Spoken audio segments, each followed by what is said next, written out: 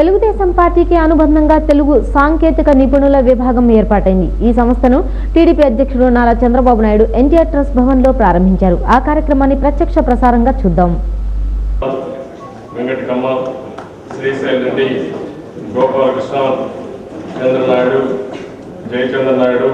సీతారత్నకుమారి, అభిషేక్, రజనీకాంత్, అనిల్ కుమార్, బ్రహ్మయ్య, సురేంద్ర నాయుడు. ఈరోజు మిమ్మల్ని చూస్తూ ఉంటే చాలా ఉత్సాహంగా ఉంది. మామూలుగా ఐటీ ప్రొఫెషన్స్ అనగానే మీరు అందరూ కూడా చాలా రిజర్వ్డ్గా ఉంటారు అనుకుంటారు. మామూలుగా మిమ్మల్ని చూస్తే ఈరోజు ఉత్సాహం ఎక్కువైపోయి తెలుగుదేశం పార్టీ యువతలో ఉండే కార్యకర్తల కంటే ఇంకా బ్రహ్మాండంగా స్పందిస్తున్నారు. అప్పుడప్పుడు మా శ్రీకాంత్ రెడ్డి గారి జ్ఞాపకం వస్తుంది. వస్తున్నాయి. చాలా ఉత్సాహంగా వచ్చిన మీ అందరికీ, అదే మరిగా తెలుగుదేశం పార్టీ ప్రధాన కార్యదర్శి మన బుచ్చి చౌదరి గారు, తెలుగు మహిళా అధ్యక్షురాలు శ్రీమతి రోజా గారు, తెలుగుదేశం పార్టీ అధికార ప్రతినిధి నరసింహకుమారి గారు, అదే మరి తెలుగుదేశం పార్టీ టిఎన్ఎస్ఎఫ్ అధ్యక్షులు నరసింహరెడ్డి గారు, అదే మరిగా పత్రికా విలేకరులు అందరికీ నమస్కారాలు. నేను అనుకున్నాను పాలిటీషియన్సే బాగా మాట్లాడతారని, కానీ ఈరోజు కాదు, ప్రొఫెషనల్స్ మేము కూడా చాలా బాగా మాట్లాడతామని మీ విజయ్ మన వెంకట అయితే చాలా బాగా కంపేర్ చేస్తున్నాడు. ఆయన మేము మీటింగ్ కూడా ఉపయోగించుకునే విధంగా బ్రహ్మాండంగా పర్ఫార్మెన్స్ ఇస్తున్నాడు. ఇకపోతే నేను చూశాను సీతారత్నకుమారి చాలా ప్రాక్టికల్గా మాట్లాడింది. అదే మరి సురేంద్ర నాయుడు కూడా ఇవన్నీ మీ స్పీచెస్ చూసినప్పుడు ఒక ప్రొఫెషనల్ అప్రోచ్ ఇచ్చారు. మీరు రాజకీయ నాయకులకు ఆలోచనలు ఉంటాయి, ఆ ఆలోచనలు ఆశయ సాధనలో పెట్టడం అది ప్రొఫెషనల్ సాధ్యం అని చెప్పి మీరు చాలా ఎలాబొరేట్గా చెప్పారు, చాలా బాగా చక్కగా చెప్పారు. అందుకని మీ అందరికి కూడా కోట్ల రూపాయల జీతాలు ఇస్తున్నారు. ఈరోజు మీరు క్లాస్ చూస్తే వాల్యూ అడిషన్. ఈరోజు జనరల్గా మీరు చూస్తే మనం అందరం కూడా గ్రామీణ ప్రాంతాల్లో పుట్టాము. గ్రామీణ ప్రాంతాల్లో పుట్టి రైతు కుటుంబాల్లో పుట్టాము. ఆ రోజు నేను ఒకటి ఆలోచించాను, నేను కూడా ఒక సాధారణ కుటుంబంలో పుట్టి నేను యూనివర్సిటీ కంప్లీట్ చేసుకున్న తర్వాత రాజకీయాలకు వచ్చి ఆ రోజు నేను ఆలోచించింది, సరైన అవకాశాలు ఇస్తే మన వాళ్ళు ప్రపంచాన్ని జయించే శక్తి సామర్థ్యాలు ఉన్నాయి, ఇందులో ఏమాత్రం అత్యవసర కాదని ఆలోచించాను. ఇంకో పక్కన చూస్తే నేను ఎక్కడ పోయినా ఒకే ఒక విషయం చెప్పేవాడిని. అమెరికన్స్ ఆ రోజు అమెరికన్స్ చూస్తే చాలా మందికి ఆ రోజు మన వాళ్ళకైతే భయం. అమెరికన్స్ అంటేనే చాలా వరకు మనం చాలా ఇన్ఫీరియారిటీ ఉండేది. దానికి కూడా కారణం మీరు ఒకసారి ఆలోచిస్తే బ్రిటిష్ వాళ్ళు కొన్ని సంవత్సరాలు మనం పాలించిన తర్వాత మనలో కూడా ఒక విధంగా ఆలోచించాలని బానిసత్వం అలవాటైపోయి అలాంటి వాళ్ళని చూస్తే భయపడే పరిస్థితి నుంచి కాదు, సమాన అవకాశాలు ఇస్తే ప్రపంచంలో అందరికంటే నిన్నగా చేయగలుగుతామనేది నా దృఢమైన సంకల్పం. ఆ విషయాన్ని నేను చాలాసార్లు డెమాన్స్ట్రేట్ చేశాను. నేను ముఖ్యమంత్రిగా ఉన్నప్పుడు ఒక్కసారి చూస్తే బిల్ క్లింటన్తో మాట్లాడినా, బిల్ గేట్స్తో మాట్లాడినా, టోనీ బ్లేయర్తో మాట్లాడినా తెలుగు వారి యొక్క ఆత్మ గౌరవాన్ని ఏ విధంగా సరెండర్ చేయకుండా ఒక ఈక్వల్ ఫుటింగ్లో మాట్లాడాలని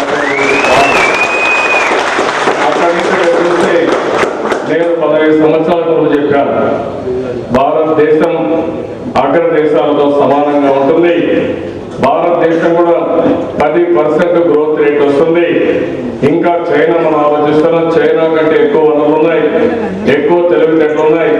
అప్పటికి చైనాలో ఇంగ్లీష్ రాదు సరిగా, తర్వాత ఇప్పుడు నేర్చుకుంటున్నారు ఇంగ్లీషు.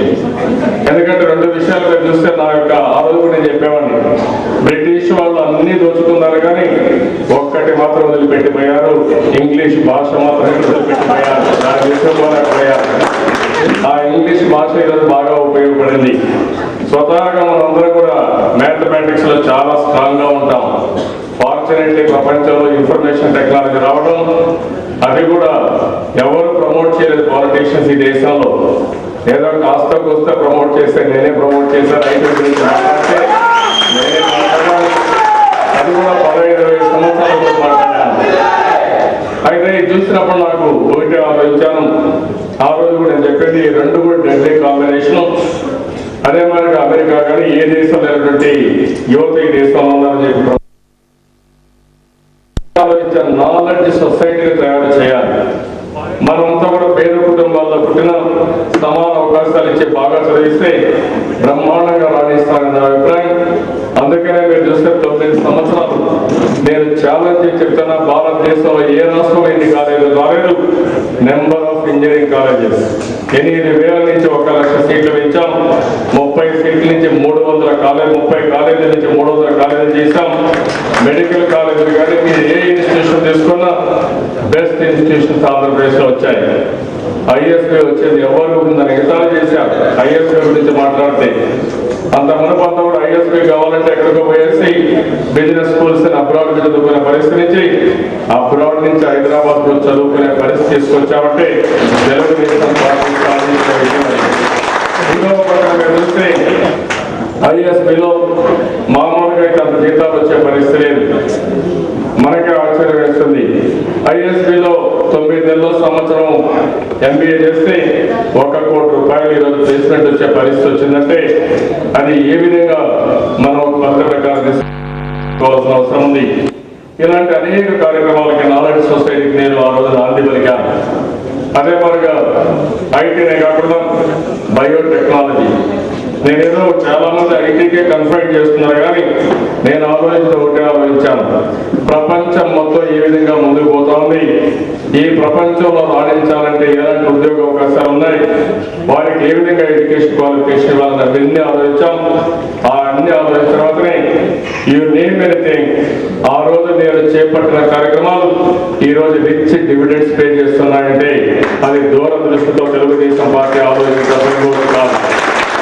ఐఎస్బీ కావచ్చు, ట్రిపుల్ ఐటీ కావచ్చు, లేకపోతే ఇన్స్టిట్యూషన్స్ ఏవైనా మీరు చూస్తే ముందుకు పోయాం. ఇంకో పక్క సైబరాబాద్ సిటీని మనం డెవలప్ చేసాం, క్రియేట్ చేశాం. ఒకప్పుడు అబిడ్స్ చాలా పాష్ లొకాలిటీగా ఉండే దగ్గర నుంచి ఈ రోజు అబిడ్స్ ఎవరు పరిస్థితి లేదు. ఎవరు పోయినా సైబరాబాద్ పోయే పరిస్థితి తీసుకొచ్చాం. ఒక న్యూ సిటీని క్రియేట్ చేయగలిగాం. అదే మరి ఇంకో పక్కన బయోటెక్నాలజీ తీసుకొచ్చాం. ఇంకో పక్క ఇంటర్నేషనల్ ఎయిర్పోర్ట్ తీసుకొచ్చాం. ఇంకో పక్క ఇన్సూరెన్స్ అథారిటీని, రెగ్యులేటరీ అథారిటీని హైదరాబాద్ తీసుకొచ్చాం. ఫైనాన్షియల్ డిస్ట్రిక్ట్ క్రియేట్ చేశాం. ఇలాంటి మీరు ఆలోచిస్తే ఉపాధి అవకాశాలు కల్పించడం కోసం అనేక విధాలుగా ముందుకు పోయాం. అవన్నీ మనం చేయగలిగాం. ఈ రోజు ఇక్కడ మాట్లాడినప్పుడు చాలా మంది బయట నుంచి కూడా విదేశాల నుంచి చంద్ర సాంబశ్వరరావు అయితే రావడం, అదే మరి శ్రీనివాస్ కూడా ఆయనకు తోచిన విధంగా సహాయం చేయడం కోసం ఆయన కూడా వచ్చారు. ఇలాంటివన్నీ చూసినప్పుడు నాకు ఎంతో ఆనందం కూడా. ఎందుకంటే ఒకసారి మనం చేసిన పనులు ఫలితాలు ఇచ్చినప్పుడు దానిపైన ఒక సాటిస్ఫాక్షన్ ఉంటుంది.